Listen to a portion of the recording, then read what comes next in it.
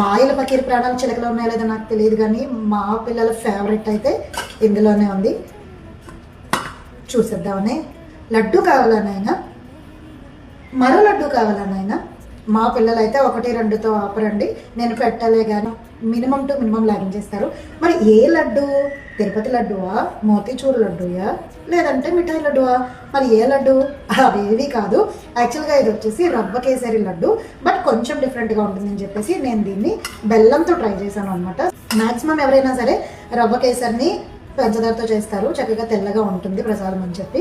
But ఎంతమందికి అయితే తెలుసో నాకు తెలియదు, కానీ నేనైతే పంచదార కన్నా బెల్లాన్ని చాలా ఎక్కువ ఇష్టపడతాను. నాకు పంచదారతో చేసే స్వీట్స్ కన్నా బెల్లంతో చేసే స్వీట్స్ చాలా ఇష్టం. సో అందుకని మన ఏకాస్కి నేను ఉపవాసం ఉంటూ తినడానికి కొంచెం హితమవుతుందని చెప్పి నేను ఇలా బెల్లంతో ట్రై చేస్తాను. ఉండలే రవ్వ కేసరి ప్రసాదం అయితే చేస్తాను అనమాట. సో నేను తినేసిన తర్వాత క్యాజువల్గా పిల్లలకి పెడతాను కదా, సో పిల్లలకి పెట్టినప్పుడు మళ్ళీ కావాలి అంటే ఈరోజు మళ్ళీ అదే ప్రసాదాన్ని నేను మా పిల్లల కోసం ప్రిపేర్ చేశాను. టేస్ట్ అయితే అసలు గోధుమ హల్వా కన్నా కొంచెం తక్కువ, రవ్వ కేసరి కన్నా చాలా ఎక్కువ.